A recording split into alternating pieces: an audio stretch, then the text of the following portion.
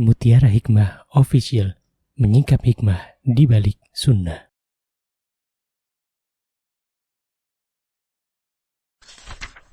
Salurkan donasi terbaik Anda untuk mendukung dakwah Mutiara Hikmah Official.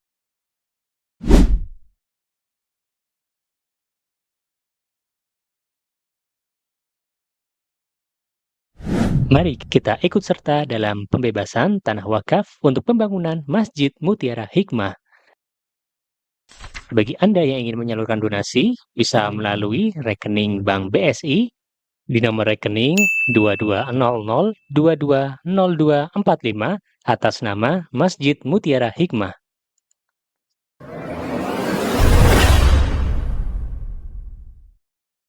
Ibu-ibu masih semangat? Masya Allah, sehari bersama Mama Muslimah ya. Masya Allah, Alhamdulillah. Semoga Allah berikan kepada kita kesempatan untuk terus belajar, menjadi orang tua yang baik bagi anak-anak kita. Baik, kita memohon pertolongan kepada Allah. Semoga di sesi kedua ini kita bisa lebih maksimal. Silakan ibu-ibu dibuka halaman 13. Jikalau dirasa saya menyampaikan materinya terlalu cepat, dimohon ibu-ibu ada yang angkat tangan ya. Baik.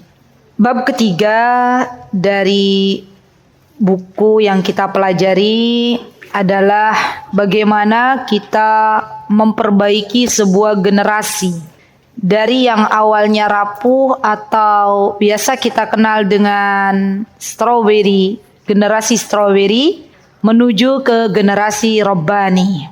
Ibu-ibu yang saya cintai karena Allah, sebagaimana kita tahu bahwa strawberry, ada yang tahu buah strawberry? Kira-kira bagaimana tuh? Enak, indah pertamanya, awal dipetik, dipanen ya kan?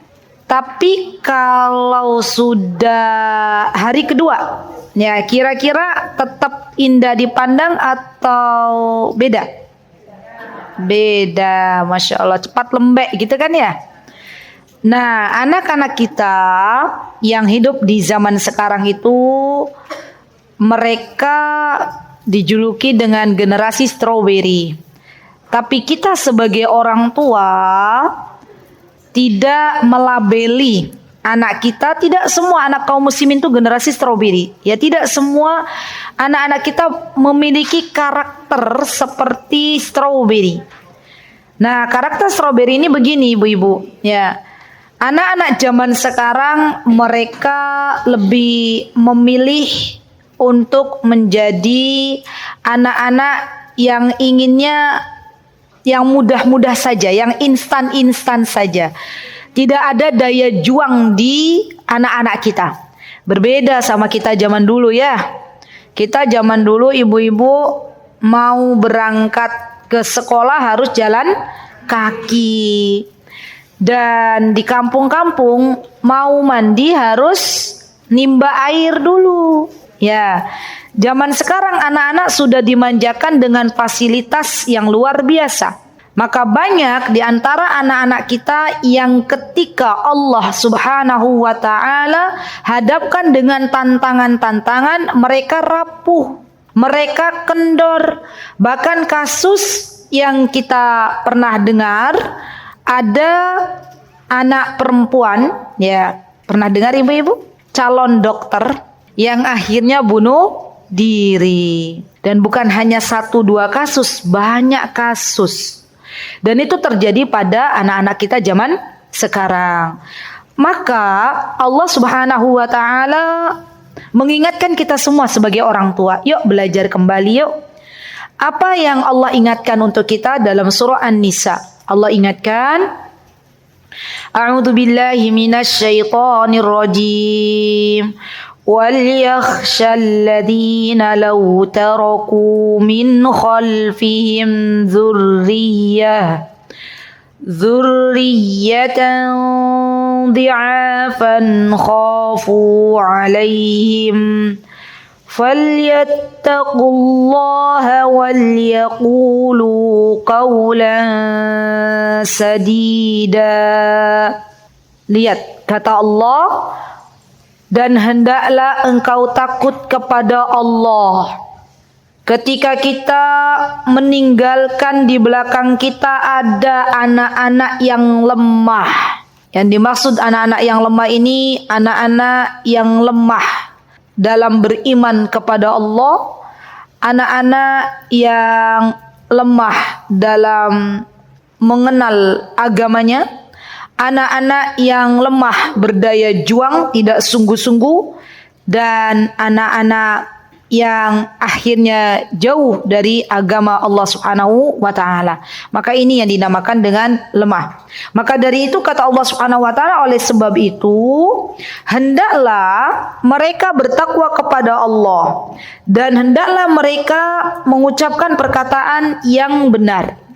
Dari sini ibu-ibu kita bisa mengambil sebuah faidah bahwa ketika kita ingin mendidik anak-anak kita menjadi generasi Rabbani, menjadi generasi yang tangguh, maka kita sebagai orang tuanya hendaklah menyampaikan.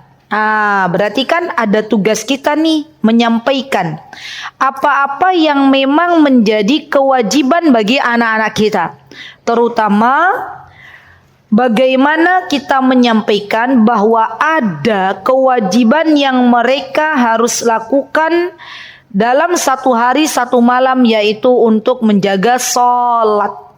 Ya, sholat ini perkara yang tidak boleh disepelekan. Karena kalau seseorang sholatnya bagus, sholatnya khusyuk, maka Allah akan jaga seluruh sendi kehidupannya. Tapi sebaliknya, kalau salatnya sudah mulai ditinggalkan, kalau salatnya sudah mulai bolong-bolong, ya subhanallah, kadang salat kadang tidak, atau tadi ditinggalkan seluruhnya, maka bagaimana Allah akan menjaga anak-anak kita? Subhanallah, kita tidak bisa mengawasi anak-anak kita 1 kali 24 jam, Bu. Tetap anak kita akan keluar dari rumah, ya. Untuk apa? Untuk hidup lebih mandiri. Dan pada saat anak kita bersama kita, Allah masih kasih anak bersama kita, gitu ya. Maka di antara nasihat yang terbaik dari kedua orang tua kepada anaknya adalah, jagalah sholat. Bu, anak zaman sekarang jangan kita banyak mengingatkan sesuatu yang sunnah sebelum yang wajib ini diprioritaskan. Ya, misal untuk masalah puasa, Masya Allah ibu tuh Masya Allah punya dawam atau punya kebiasaan puasa Senin Kamis. Pengen anaknya puasa Senin Kamis. Maka sebelum kita menyarankan anak kita puasa Senin Kamis, cek dulu anak-anak kita ini termasuk anak-anak yang menjaga puasa Ramadan atau tidak. Ya. Kalau kita ingin menyarankan anak-anak kita untuk sholat rawatib, dicek dulu sholatnya anak-anak kita sudah benar belum. Ya. Dan untuk masalah sholat ini, izin saya menyampaikan ibu-ibu, PR kedua, belum apa-apa Ustaz udah kasih PR, ya nggak apa-apa. Tolong ibu-ibu yang anaknya usianya sudah di atas 7 tahun, ya, mulai kenalkan anak kita apa keutamaan dari sholat itu sendiri. Sadarkah kita selama ini kita terlalu menggegas anak-anak kita untuk sholat terlebih dahulu. Sholat duhur, sholat asar, sholat maghrib, sholat isya. Tapi kita belum menyampaikan untuk apa kau sholat. Keutamaannya apa? Dan konsekuensinya apa kalau meninggalkan sholat. Ibu-ibu kita yang sudah besar aja, ya, tidak semua kita tahu untuk apa kita sholat. Kalau saya meninggalkan sholat konsekuensinya apa? Begitu ya kira-kira ya ibu-ibu ya. Nah, kita tidak mau anak kita seperti kita. Maka ayo bismillah kita belajar. Apa sih keutamaan sholat? Kita pelajari bersama. Sampaikan kepada anak-anak. Konsekuensinya apa? Kalau meninggalkan sholat, kita sampaikan kepada anak-anak. Jadi anak-anak itu tahu, saya untuk apa sholat? Ada azan, Allahu Akbar, Allahu Akbar. Anak kita atas hidayah dari Allah dan kesadaran dirinya bergegas untuk ke masjid. Enak Bu, kita nggak terus-terusan, ayo nak sholat, ayo nak sholat. Ada masanya anak kita, Masya Allah, Allah bimbing untuk sholat. Masya Allah. Dengan syarat apa? Tadi kita berikan dulu ilmu bahwa untuk apa kau sholat? Apa keutamaan sholat itu sendiri? Konsekuensinya apa kalau kamu tidak sholat? Ya, sholat ini adalah perkara yang tidak boleh kita sepelekan. Barang siapa yang menjaga Allah, maksudnya menjaga Allah itu, barang siapa yang menjaga perintah-perintahnya Allah, maka Allah akan jaga hidupnya. Ihfadillah yahfadka, kata Rasulullah. Maka di antara bentuk ya kita menitipkan anak-anak kita kepada Allah adalah mengawal anak-anak kita untuk memperhatikan sholat. Ya, baik. Ini panjang nih Bu pembahasannya kalau saya mau bahas ya.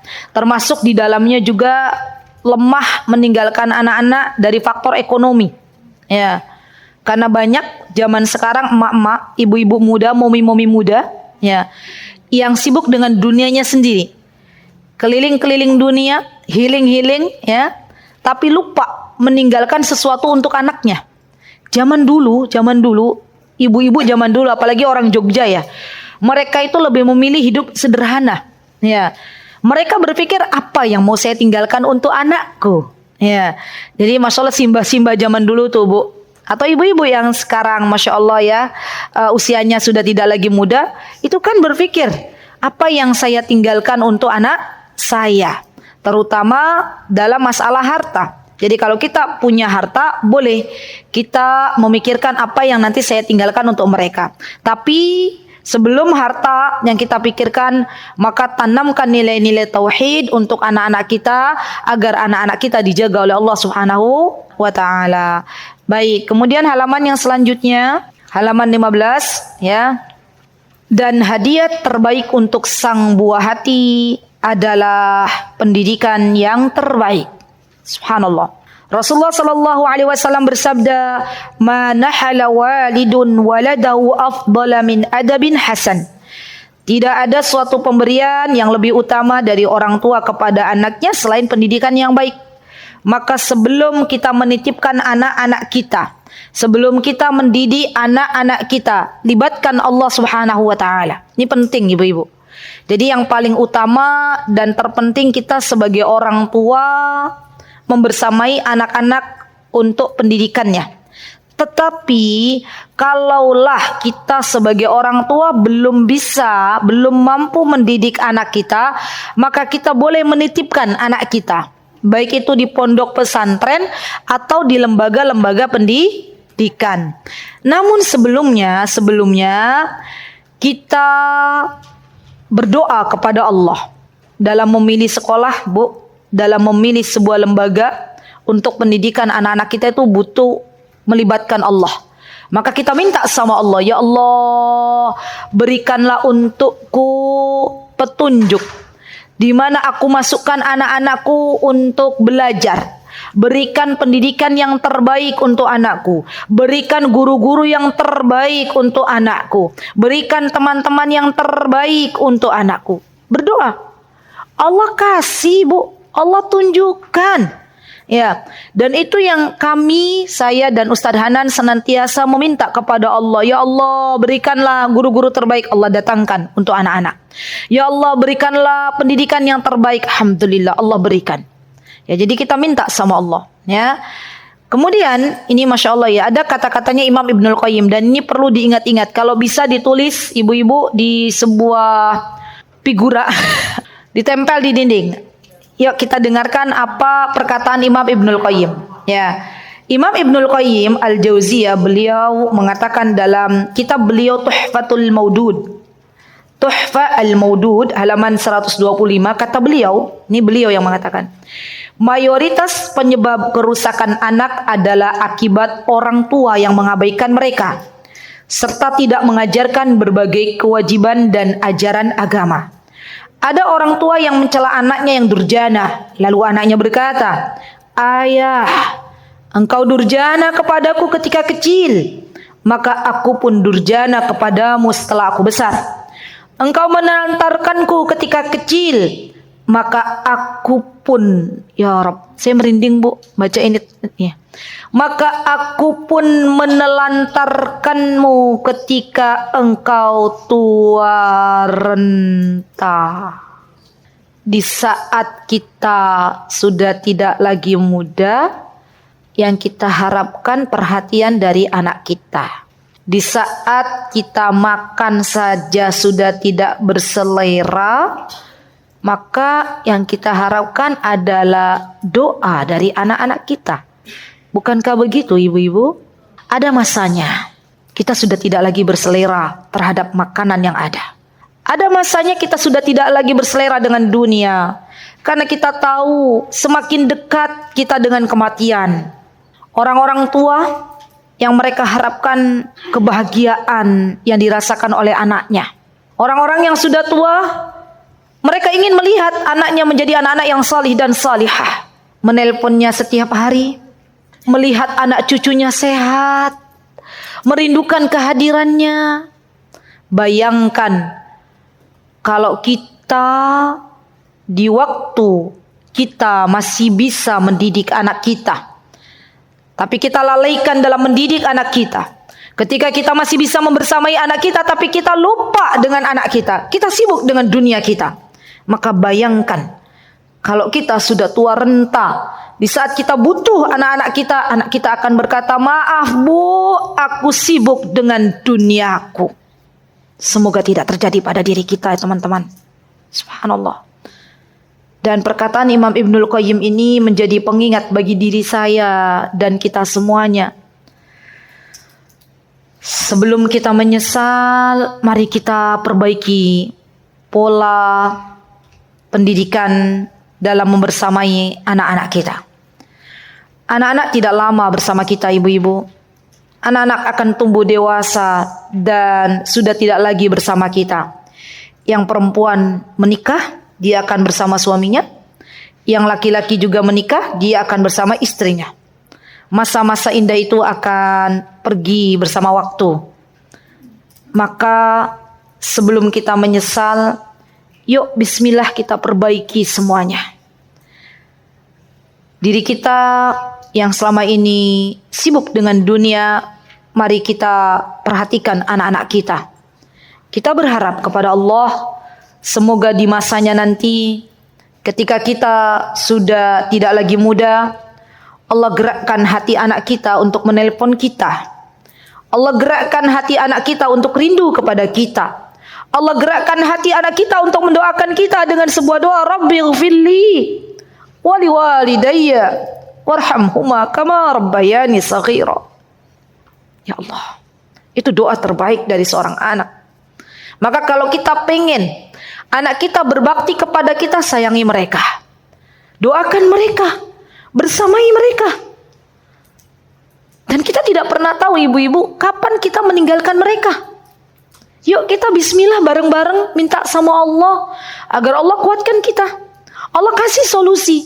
Kalau ada yang bilang, Ustazah saya itu bekerja, Ustazah saya mencari nafkah, saya tidak punya lagi suami untuk menafkahi saya.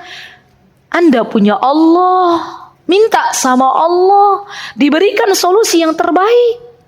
Orang yang jujur sama Allah, ya akhwat, Allah akan berikan jalan keluar. Maka jujurlah sama Allah. Ya Allah, saya pengen membersamai anak saya, ya Allah. Saya tidak mau di saat anak saya membutuhkan saya tidak ada. Minta sama Allah, Allah kasih jalan. Ya, bismillah, semua bisa insya Allah. Baik, halaman selanjutnya, halaman 17. Bahwa di antara indikator generasi tangguh yang pertama adalah tangguh menghadapi kesulitan.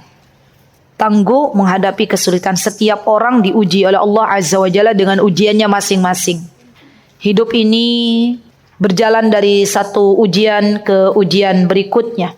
Maka berbahagialah orang tua yang Allah mudahkan untuk menghadapi kesulitan-kesulitan hidup ini dengan cara yang Allah ridhai. Ajarkan kepada anak-anak kita bahwa ketika engkau mengalami kesulitan, nak, ada Allah yang akan memberikan jalan. Ketika engkau mengalami kesulitan, ada kemudahan di depanmu. Apa kata Allah? Inna ma'al usri yusra. Ajarkan itu kepada anak-anak. Anak-anak tuh tahu, paham. Oh, di sini ada kesulitan, problem. Kata ibu, ingat nasihat ibunya. Kalau mengalami kesulitan, berdoa nak. Minta sama Allah. Kalau mengalami kesulitan, salat nak 2 rakaat. Minta solusi sama Allah. Bukankah Allah yang berfirman wasta'inu bis sabri was salah? Mintalah pertolongan kepada Allah dengan sabar dan salat. Maka ajarkan kepada anak-anak kita untuk cerdas melewati kesulitan. Dengan apa? Dengan mendekat kepada Allah Subhanahu wa ta'ala. Jadi kalau kita belajar pengasuhannya dari jalur agama kita, maka sebenarnya solusinya itu simple, Bu. Setiap problem, setiap kesulitan itu ada jalannya. Jalannya di mana? Jalannya ketika kita mendekat kepada Allah, ketika kita bertakwa kepada Allah. Allah berjanji, "Wa may yattaqillaha yaj'al lahu makhraja." Barang siapa yang bertakwa kepada Allah, maka Allah akan kasih solusi. Kita paham materinya, kita paham ilmunya. Tinggal kita sampaikan kepada anak-anak. Ya, Masya Allah. Dan ini menjadi jariah loh ibu-ibu untuk kita. Kalau kita diberikan kemudahan oleh Allah untuk menyampaikan ini kepada anak-anak, ya, maka bisa jadi anak kita akan menularkan sesuatu yang baik bagi teman-temannya. Temannya curhat ke anak kita, ya, begini. Karena anak kita sebelumnya sudah sering kita sounding, nak, kalau kamu mengalami kesulitan ada Allah. Kalau kamu mengalami kesulitan sholat, gitu ya. Anak kita akan menjadi pembuka pintu-pintu kebaikan. Dia akan berkata kepada temannya, kata ibu saya, nah Masya Allah, gurunya siapa? Ibunya. Ya. Kata ibu saya, kalau kamu mengalami kesulitan, sholat. Kalau kamu mengalami kesulitan, berdoa. Ya, Allah berjanji setelah kesulitan ada kemudahan. PR ketiga. PR lagi, maaf ya ibu-ibu. PR pertama apa tadi? Kurikulum. Ustazah itu udah berat banget gitu ya. Sebisanya ibu-ibu. Yang penting dicoba dulu. Yang kedua, keutamaan sholat, sampaikan kepada anak-anak. Yang ketiga, sampaikan nasihat ini.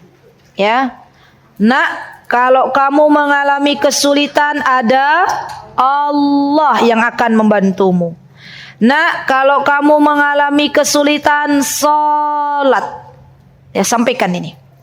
Ya, semoga nasihat kita ini terus diingat oleh anak-anak kita. Baik, halaman selanjutnya ibu-ibu, bahwa tangguh anak-anak kita, yang tangguh itu tangguh apa maksudnya? Tangguh melewati fitnah syahwat. Ya Rabb. Apa fitnah syahwat itu? Fitnah syahwat itu adalah fitnah yang berhubungan dengan hawa nafsu dan dorongan duniawi. Dan di antara bentuk fitnah syahwat adalah fitnah yang dapat berupa wanita, harta, kedudukan, jabatan, popularitas, dan kemaksiatan-kemaksiatan yang lainnya. Sebagaimana Allah Subhanahu wa taala berfirman dalam surah Al-Imran, "Zuyyina lin-nasi hubbus syahawati minan nisa'i wal banina wal qanatiril muqantarati minadh-dhahabi wal fiddati wal khailil musawwamati wal an'ami wal harth. Dzalika mata'ul hayatid dunya." Ya, kata Allah, dijadikan indah bagi manusia pandangan terhadap wanita, terhadap anak-anak, terhadap harta benda. Maka kita sebagai orang tua, hendaklah mengingatkan anak-anak kita bahwa sungguh nak, dunia ini adalah tempat untuk kita hidup sementara, mencari bekal yang mana bekal itu akan kita bawa nanti menghadap Allah Subhanahu wa taala. Maka nak, di antara nasihat ibu nak, ya, minta berdoa kepada Allah. Doa dulu, Bu, agar dijauhkan dari fitnah syahwat. Karena fitnah syahwat itu tidak bisa kita hindari, di mana-mana ada. Anak-anak kita nonton nonton tontonan. Nontonnya sesuatu yang baik, tiba-tiba iklan muncul. Ibu-ibu belum lama ini, dan ini benar kisah nyata adanya. Kami berjumpa dengan salah satu pemuda di Yogyakarta, ya, di mana ada seorang wanita menceritakan kepada saya bahwa pemuda ini diuji oleh Allah Subhanahu wa taala. Ujiannya apa, Bu? Jadi begini. Dia ditelepon oleh nomor yang tidak dikenal. Ditelepon. Makanya ini menjadi perhatian untuk kita semuanya. Ditelepon, pas diangkat ya ibu-ibu ya, ditanya dulu, kamu dengan ini datanya dulu. Dia bilang iya saya namanya ini. Oke, sudah dapat tuh data. Pagi hari ketika anak muda ini belum bangun dari tidurnya, ada telepon ya, karena dia masih dalam kondisi loading, masih belum bangun ya secara sempurna, maka diangkat. Ternyata video call. Subhanallah. Dan yang dilihat olehnya perempuan tidak berbusana. La haula wala quwata illa billah. Dan anak muda ini hafal Al-Quran 30 juz. Ya, diuji oleh Allah dengan subhanallah, dengan fitnah yang begitu dahsyat. Astagfirullah, pasti ya. Tapi ternyata foto anak muda ini, karena tadi sudah video call, sudah di screenshot oleh yang menelpon. Ujung-ujungnya apa bu? Endingnya bu? Endingnya anak muda ini diperas habis-habisan. Ibu pernah dengar kisah ini ya? Maksudnya ada ya? Dan itu ada ternyata, subhanallah. Ibu bayangkan anak laki-laki yang menjaga dirinya, tiba-tiba Allah kasih ujian ini. Maka kita sebagai orang tua, ibu-ibu, perlu kita mendoakan anak kita. Ya Allah, jagalah anakku ya Allah dari berbagai macam fitnah syahwat. Dijaga sama Allah. Kita kawal dengan doa. Jangan sampai anak kita terperosok ke dalam dunia perzinahan. Na'udzubillah. Jangan sampai anak kita masuk dalam, mohon maaf, dunia minuman keras. Karena di Jakarta sendiri, Ustadz Hanan Yasir suami, ya sebelum saya datang untuk kedua kalinya, yang pertama ya beliau sholat subuh di hotel yang di mana? Kemang ya. Di sana beliau sholat subuh, kata beliau, saya sholat subuh istriku di masjid. Pulang dari sholat subuh terkaget-kaget melihat sosok wanita berjalan sempoyongan. Dan sudah bisa dipastikan itu akibat dari minum minuman keras. Apalagi ibu-ibu yang tinggal di Jakarta. Ya. Maka kencangkan doa kita. Ya Allah, jagalah anak-anakku ya Allah. Jauhkan dari berbagai macam fitnah syahwat. Doakan suaminya ibu-ibu. Ya Allah, jagalah suami hamba. Kadang anak selamat, suami kena. Ya. Betapa banyak zaman sekarang laki-laki yang tergoda dengan wanita yang tidak halal. Maka kencangkan doa kita sebagai seorang istri. Ya Allah, jagalah suami hamba dari berbagai macam fitnah syahwat. Sudah didoakan suaminya hari ini? Lupa? Ya belum. Doakan. Ya. Kata panitia, lupa ustazah, dari kemarin kita ngurusin acara gitu ya. Kata Bu Risma, jujur sekali ustazah ya. Ya doakan suami kita. Ya doakan anak-anak kita. Masalahnya kalau suaminya sudah bermasalah, ibu-ibu, biasanya dampaknya nanti ke anak-anak. Ya. Baik, sudah didoakan suaminya? Belum. Oh sudah katanya. Alhamdulillah ibu sudah mendoakan. Baik. Kemudian anak yang tangguh itu adalah ketika anak ini bisa melewati fitnah syubhat. Dan ini lebih mengerikan lagi dari fitnah syahwat. Kalau fitnah syahwat itu kaitannya dengan dunia, fitnah syubhat ini kaitannya dengan agama. Apa sih fitnah syubhat? Fitnah syubhat itu fitnah yang berhubungan dengan kesesatan pemikiran dan kerancuan dalam memahami agama. Ya, fitnah ini membuat seseorang bingung dalam membedakan antara perkara yang hak dan perkara yang batil, antara yang benar dan antara yang salah. Dan fitnah syubhat lebih berbahaya daripada fitnah syahwat, karena muncul akibat kelemahan dalam memahami agama dan minimnya ilmu tentang agama. Ibu-ibu yang saya cintai karena Allah, Rasulullah SAW beliau pernah bersabda bahwa sesungguhnya ya, umat ini akan terpecah menjadi berapa golongan? 73. Dan satu yang selamat, yaitu golongan Ahlus Sunnah wal Jamaah. Zaman sekarang hati-hati ya Bu ya.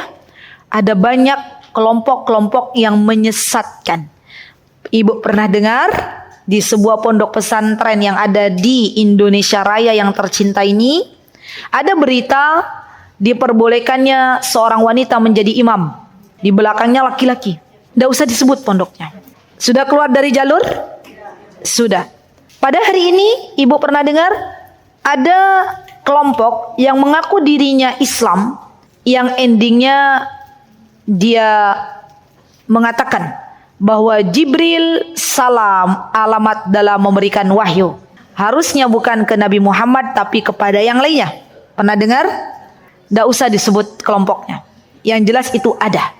Oke. Ada juga zaman sekarang yang mengatakan bahwa yang namanya agama itu tidak penting, ya kan? Karena bagi mereka agama itu sama. Pernah dengar? Ya. Tapi kita pernah dengar. Dan alhamdulillah Allah memberikan kepada kita ilmu bahwa kelompok-kelompok itu menyesatkan, tidak benar. Tapi coba bayangkan bagaimana dengan anak kita? Apakah mereka sudah tahu ilmu ini atau mereka masih meraba-raba?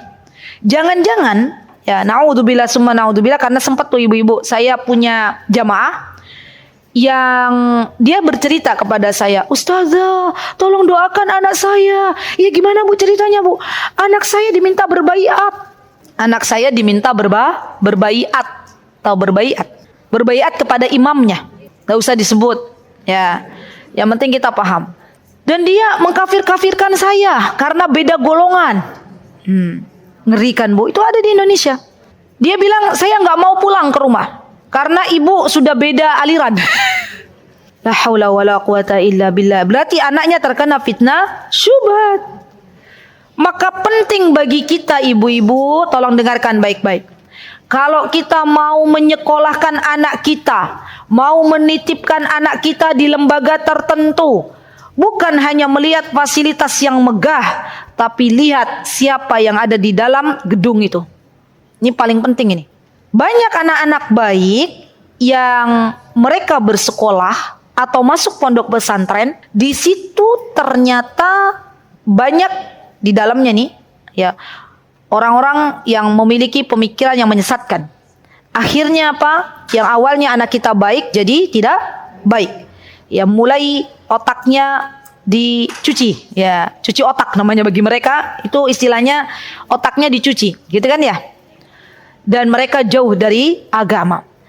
Maka pesan saya, ketika kita memilih pendidikan untuk anak-anak, libatkan Allah, minta sama Allah, selidiki dulu orang-orang yang ada di dalamnya tuh siapa saja, pemikirannya bagaimana, Ahlus Sunnah wal Jamaah atau bukan, sesuai dengan apa yang ada dalam Al-Quran dan hadis atau seperti apa, Al-Qurannya masih sama nggak dengan Al-Quran yang kita baca, ya, karena ada zaman sekarang yang punya Al-Quran yang berbeda, ya.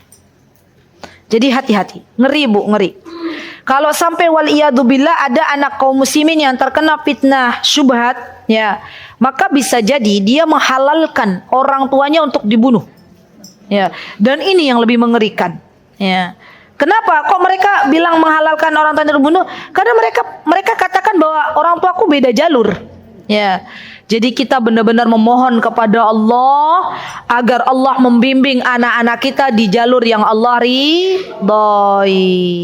Baik, Ustazah serem banget sih Ustazah gitu ya. Memang faktanya begitu. Ya subhanallah. Bukan saya nakut-nakuti, ya bukan. Tapi kita kencangkan doa agar anak-anak kita dijaga oleh Allah Azza wa Jalla, dijauhkan dari yang namanya fitnah syahwat dan fitnah syubhat. Baik. Kemudian yang keempat, tangguh melewati ujian emosi. Wah, ini nih kita sendiri banyak loh orang tua yang tantrum. Iya enggak ibu-ibu? Tuh berat ini ya, kita bahas ini ya. Ada enggak anaknya emosi kita ikut emosi?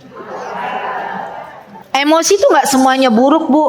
Ya, emosi itu ada yang baik. Ya. Dan kalau kita membahas masalah emosi ini membutuhkan satu sesi daurah.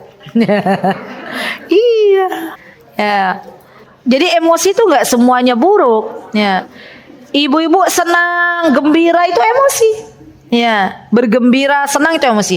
Sedih itu emosi. Makanya di dalam Islam itu diajarkan kalau bergembira jangan terlalu bergembira. Kalau sedih jangan terlalu sedih. Kenapa? Karena itu bisa dijadikan sarana untuk setan masuk dalam tubuh manusia. Hati-hati ya. Jadi kalau gembira senang sewajarnya saja. Sedih tidak berlarut-larut, sewajarnya saja.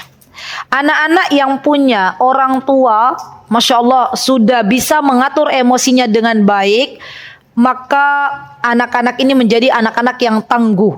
Dia tahu kalau lagi bergembira, dia turut bergembira. Kalau dia bersedih, tapi tidak terlalu berlebihan. Dan ini nanti insya Allah dibahas dalam satu sesi daurah. Ya, boleh dengan saya atau dengan yang lainnya. Ya, baik.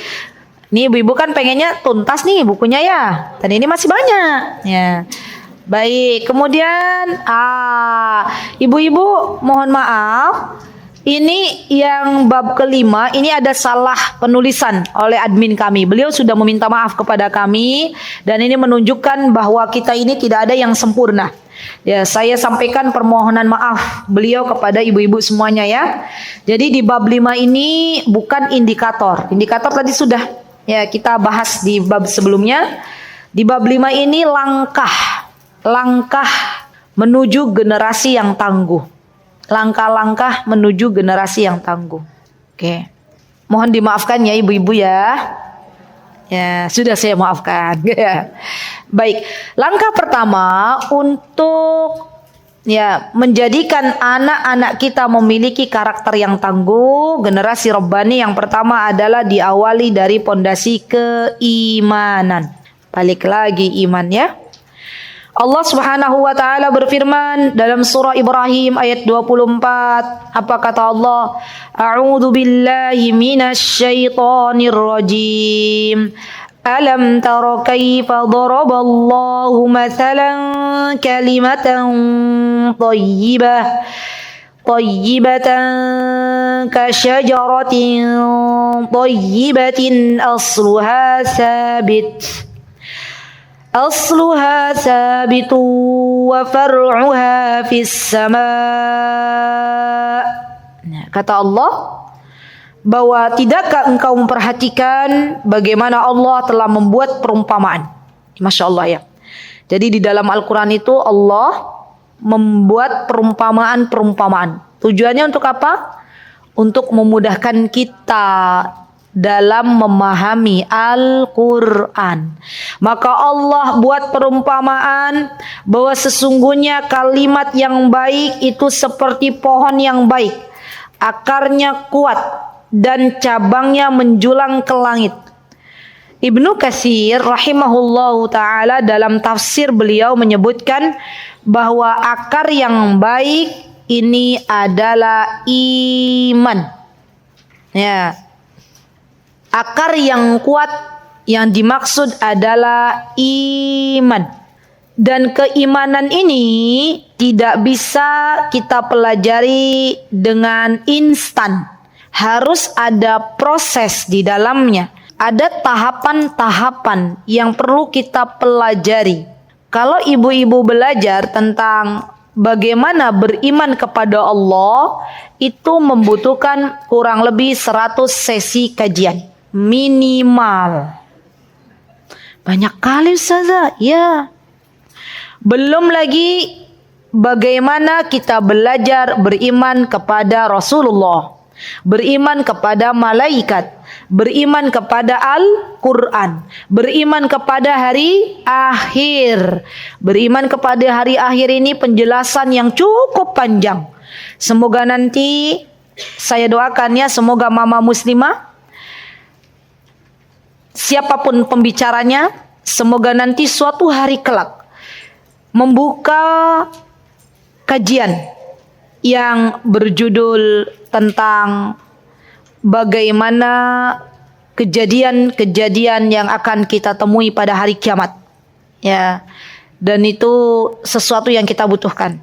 Selama ini kita terlalu sibuk dengan dunia. Kita lupa bahwa amal ibadah kita akan ditimbang oleh Allah Subhanahu wa taala. Ya. Dan terakhir ibu-ibu dalam masalah iman ini adalah beriman kepada takdir. Baik takdir baik maupun takdir yang tidak baik.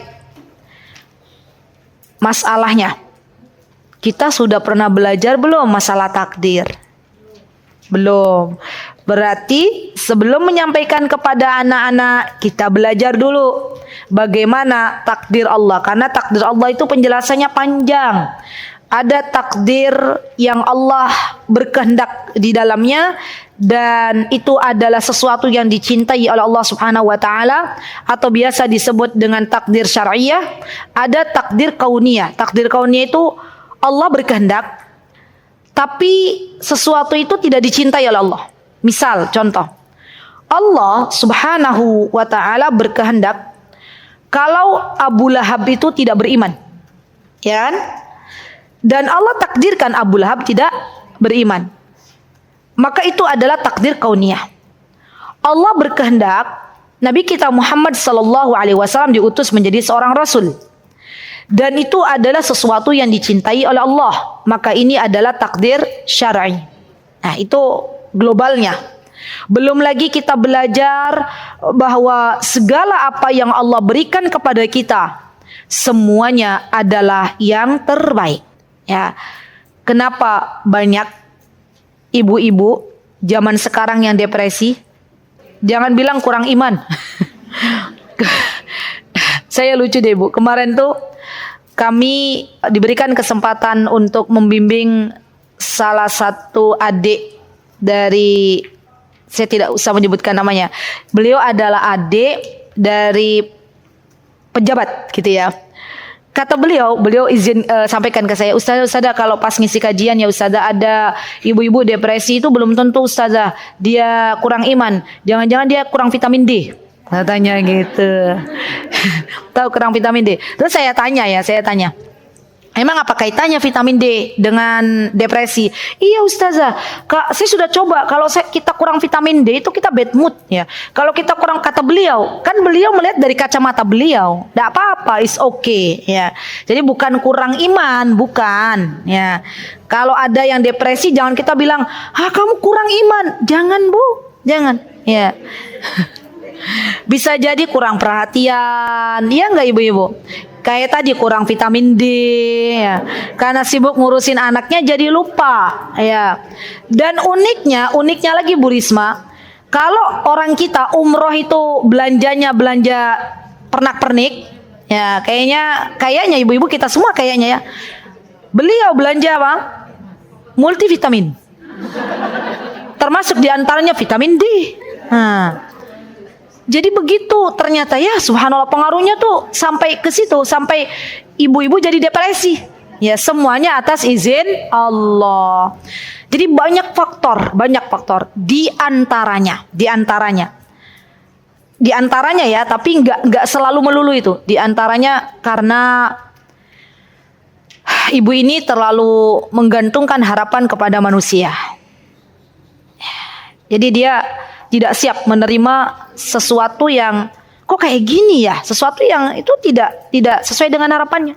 Ya, dia pengen punya anak, nurut, ya nggak ibu-ibu? Kita punya anak, pengennya nurut, gitu kan ya? Pengennya soli, ternyata Allah uji dengan anaknya. Dia pengen punya ibu mertua, yang ibu mertuanya sayang, paham dengan dirinya, nggak suka nyinyirin, gitu kan? Tapi ternyata ibu mertuanya berbeda dengan harapannya. Berarti kan kita masih berharap kepada manusia, dan itu yang membuat kita kecewa. Jadi kami itu pernah, saya dan ibu, salah satu ibu namanya Ibu Cinta, Bunda Cinta ya, di Yogyakarta itu, beliau seorang psikolog, membahas tentang selamat tinggal depresi gitu ya, untuk ibu-ibu. Ya. Dan yang beliau bahas diantaranya begitu, kata beliau, ibu-ibu tuh banyak depresi karena terlalu banyak stres. Ya, jadi belum tentu ibu yang stres itu depresi. Depresi itu tumpukan dari stres. Ya, kata beliau. Yaitu stres karena kita melihat sesuatu tidak sesuai dengan harapan. Jadi balik lagi ya ibu-ibu, bahwa sesungguhnya mengimani Allah, mengimani takdir itu bagian dari sesuatu yang harus kita pelajari. Dan kalau kita sudah belajar, sampaikan ini kepada anak-anak. Minimal cara mudahnya kita bilang gini. Kalau anak kita bilang, Bun, aku tadi di sekolah begini-begini, curhat sama kita.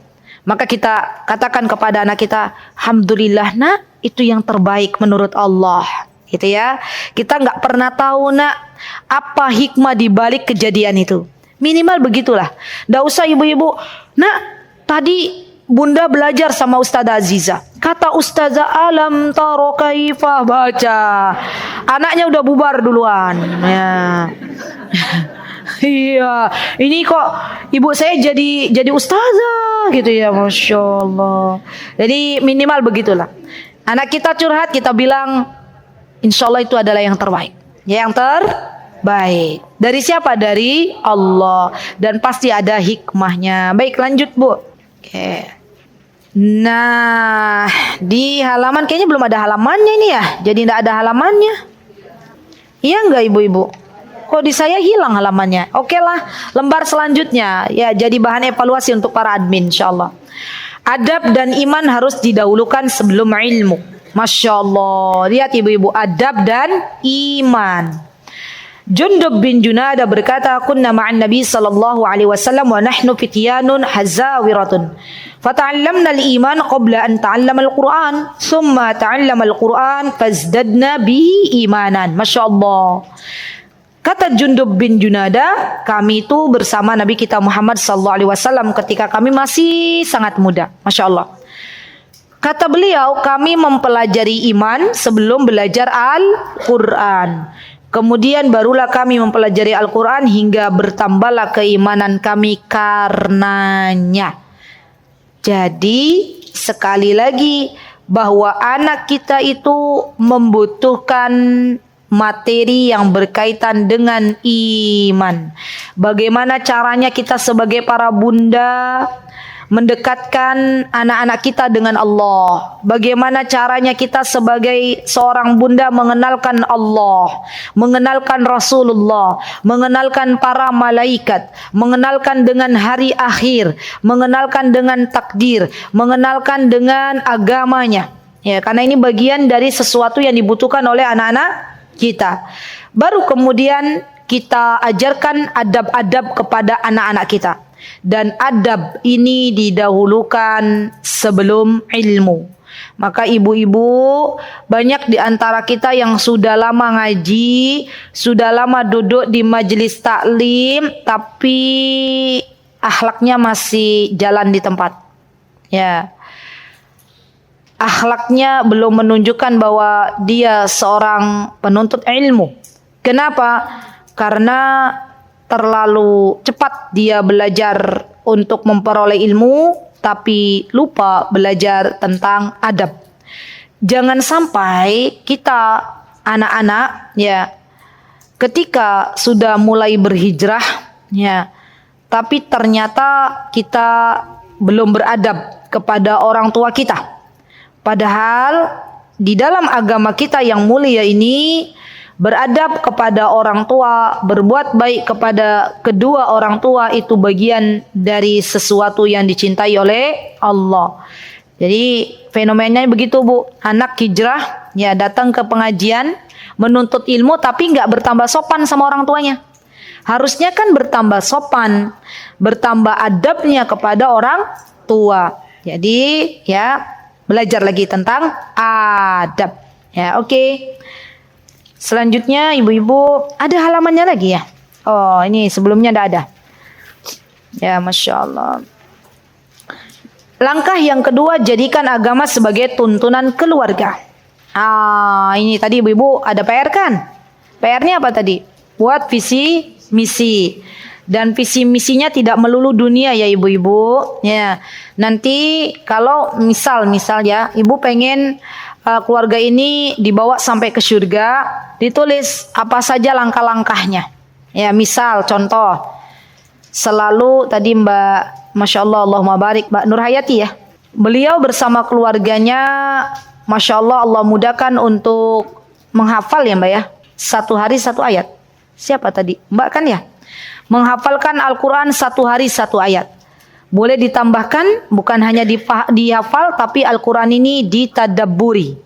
Sudah ditadabburi, dihafalkan, jangan lupa diamalkan. Ya, tidak apa-apa, 1 hari 1 ayat. 1 hari 1 ayat. Semoga Allah mudahkan kita ibu-ibu untuk bisa belajar bersama dengan anak-anak kita, terutama kita pelajari surah An-Nur dan surah Al-Ahzab. Ya, surah An-Nur dan surah Al-Ahzab ya, itu adalah bagian dari surah yang penting untuk kita pelajari. Karena di dalamnya ada banyak hukum-hukum yang berkaitan dengan agama kita. Ya, baik. Ada Nur, ketemu kan?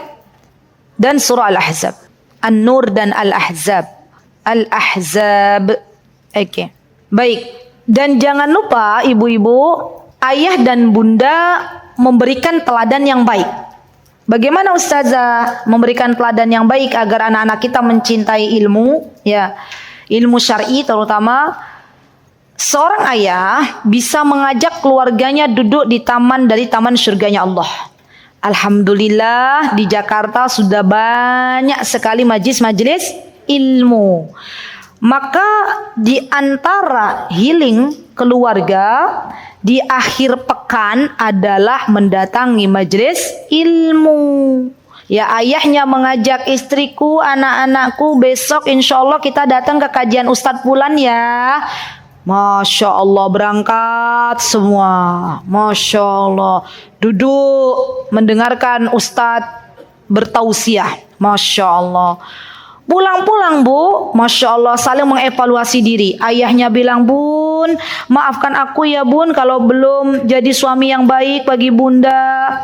Kata ayahnya, Nak, maafkan ayah ya Nak kalau belum baik menjadi seorang ayah. Karena tadi ustadznya bilang begitu. Ya, makanya pas pulang ke rumah minta maaf gitu ya. Istrinya bilang, sama ayah saya juga minta maaf kalau belum jadi istri yang baik. Ke anaknya belum jadi bunda yang baik. Sampai rumah, Masya Allah, Allah liputi dengan ketenangan. Semakin bertambah sakinah, mawaddah, warahmah. Coba kalau kita healingnya ke Bogor Bu, ya, apa yang terjadi? Macet. Terus habis macet capek, pulang ada nggak yang ngomel-ngomel? Ada, banyak. Ya, karena badannya ndak enak, uangnya habis, ya, nggak karu-karuan. Akhirnya saling menyalahkan. Ibu menyalahkan ayahnya, ayahnya menyalahkan ibunya, anaknya, semuanya. Ya, sampai rumah cucian banyak. Ya, begitulah kira-kira. Oh ya, kata beliau lengkaplah sudah. Ya, Masya Allah lengkap. Ya, jadi kita itu perlu ibu-ibu. Masya Allah, Allahumma barik. Dulu saya punya syekh ibu-ibu, punya syekh. Kami tinggalnya berdekatan dengan rumahnya syekh. Dan Alhamdulillah Allah berikan kesempatan kepada saya untuk dekat dengan putri beliau. Beliau bercerita kepada saya, Abati, beliau panggil ayahnya Abati. Abati itu ayah, tapi lebih lembut dari Abi. Abati itu lebih lembut lagi. Ya, Abati kata beliau, ya, itu selalu mengumpulkan istri-istrinya. Maaf ya, karena istri beliau lebih dari satu, ya. Dan anak-anaknya. Beliau bercerita, Abati selalu memberikan tausiah kepada istri-istri beliau dan putra-putrinya. Masya Allah, di tengah kesibukan beliau mengajar. Masya Allah, Rasulullah SAW juga begitu. Beliau mendidik istrinya untuk belajar agama. Maka jangan heran Ibunda Aisyah, sosok yang luar biasa beliau dalam memahami agama yang mulia ini. Sampai-sampai para sahabat ketika Rasulullah sudah meninggal dunia, kalau belum mengetahui sebuah permasalahan, maka mereka bertanya kepada Ibunda Aisyah. Masya Allah. Jadi belajar agama ini adalah kewajiban. Ya, kalau kita pengen punya anak yang mencintai ilmu, mulai dari dalam diri kita terlebih dahulu. Baik. Kemudian halaman selanjutnya, halaman 31. Ya, langkah ketiga adalah maksimalkan daya dan upaya. Yo, semangat ibu-ibu. Ya, maksimalkan daya dan upaya. Allah Subhanahu wa taala berfirman, Innallaha la yughayyiru ma biqaumin hatta yughayyiru ma bi anfusihim. Sesungguhnya Allah tidak akan mengubah keadaan suatu kaum sebelum mereka mengubah keadaan diri mereka sendiri. Lihat, kita itu bukan hanya bertawakal sebelum usaha, kita harus usaha, punya daya juang, punya ikhtiar. Dan kalau kita sudah memaksimalkan usaha kita, maka kita serahkan semuanya kepada Allah. Seorang ibu sudah memilihkan pendidikan terbaik bagi putra-putrinya, sudah memilihkan guru terbaik bagi putra-putrinya. Ternyata kondisinya tidak sesuai dengan harapan, maka dalam hal ini tidak perlu disalahkan, karena Allah terkadang menguji dari hal tersebut. Yang perlu disalahkan adalah ketika seorang ibu, ya, dia tidak memilih sekolah yang terbaik untuk putra-putrinya, tidak mendidik putra-putrinya, tidak membersamai putra-putrinya, maka ini yang kelak akan dipertanggungjawabkan di hadapan Allah Subhanahu wa taala. Jadi begitu ya Ibu, Allah itu melihat prosesnya. Allah itu melihat apa yang sudah kita lakukan.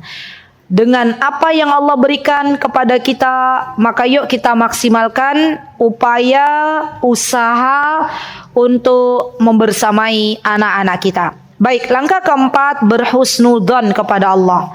Wah, ini penting, ini butuh satu sesi daurah ini.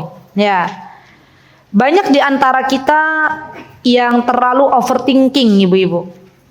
Banyak di antara kita yang bersuudzon kepada Allah. Belum ada kejadian kita sudah menerka-nerka. Iya atau iya ibu-ibu? Ada di dalam diri kita kekhawatiran yang terlalu berlebihan, kecemasan yang terlalu berlebihan. Benar atau benar? Benar. Seorang hamba ketika ia telah diberikan rizki oleh Allah Subhanahu wa taala untuk terus berhusnudzon kepada Allah. Artinya kita menatap sesuatu itu selalu positive thinking. Maka Allah akan berikan sesuatu yang kita pikirkan, sesuatu yang kita duga. Jangan salahkan Allah kalau Allah memberikan sesuatu yang tidak baik kepada kita. Jikalau kita selama ini bersuudzon kepada Allah Subhanahu wa ta'ala. Kok kayak gini ya? Kadang begini, loh ini kan sesuai dengan apa yang aku pikirkan ya. Allah kasih gitu ya. Masya Allah, Allah kasih rizki dari arah yang tak terduga. Ini kan yang saya pikirkan sebelumnya gitu ya. Jadi jaga pola pikir kita Bu. Jangan sampai ada suudzon kepada Allah. Katakan pada diri kita bahwa Allah itu zat yang maha baik. Allah itu akan memberikan kepada hambanya sesuatu yang terbaik. Dan semuanya akan baik-baik saja. Ya Masya Allah. Baik, kemudian halaman selanjutnya. Halaman 3, ini Kulum Mauludin sudah. Halaman 37. Langkah yang kelima, nikmati prosesnya. Masya Allah. Di sini yang diangkat adalah proses bagaimana kita mengajarkan salat. Rasulullah sallallahu alaihi wasallam beliau bersabda, "Murru auladakum bis salati wa hum abna'u sab'i sinin, wadribuhum 'alaiha wa hum abna'u 'ashra sinin." Perintahkanlah anak kalian untuk salat ketika berumur 7 tahun dan pukullah mereka ketika berusia 10 tahun jika mereka meninggalkan salat. Ibu-ibu yang saya cintai karena Allah, adakah di Jakarta ini, jujur ya saya mau tanya, sekolah TK yang sudah ada kurikulum di sekolahnya untuk manasik haji dan umrah bagi anak-anaknya? Ada? Ada? Hah? Ada. Adakah di Jakarta sekolah TK yang sudah mewajibkan anak didiknya untuk salat? Ada yang belum, ya oke. Mewajibkan. Maksudnya begini, jadi anak-anak itu digiring. Waktunya sholat duhur semua. Gitu kan. Maksudnya begitu, ada yang begitu? Ada ya. Baik. Kalau kita belajar dari proses mendidik, maka sejatinya proses mendidik anak itu bertahap. Kenapa Rasulullah Shallallahu Alaihi Wasallam menjadikan sholat ini prosesnya di usia 7 tahun. Ini usia tamyiz. Usia 7 tahun itu usia apa? Tamyiz. Usia anak bisa membedakan antara yang baik dan yang buruk. Dan tentunya ketika seorang anak ini bisa membedakan mana yang baik dan mana yang buruk, sebelumnya sudah melewati proses. Ya, kan tidak ujuk-ujuk anak kita, air putih ini baik, gitu ya. Judi online tuh nggak baik. Itu kan tidak serta-merta begitu kan, Bu? Pasti sebelumnya kita sounding dulu. Itu proses namanya. Ya. Dan ada tahapan-tahapan yang perlu kita pelajari bersama. Kalau saya jelaskan di sini tidak rampung satu sesi kajian. Ibu-ibu boleh belajar ya di YouTube Mutiara Hikmah Official. Coba dibuka nanti. Ya, itu ada kajian-kajian.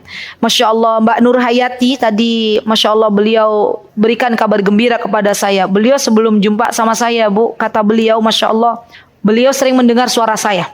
Masya Allah, Allahumma barik. Bahkan, Masya Allah, Allahumma barik, putri beliau itu hafal mukaddimah saya. Berarti mukaddimahnya kayaknya gak ganti-ganti ya, Pak ya. Kok sampai dihafal, Masya Allah. Sering dengar kan akhirnya hafal. Masya Allah, Allahumma barik. Dan beliau berdoa. Katanya, ya Allah, saya sering mendengar kajian Ustazah Aziza online. Ya Allah, pertemukan saya.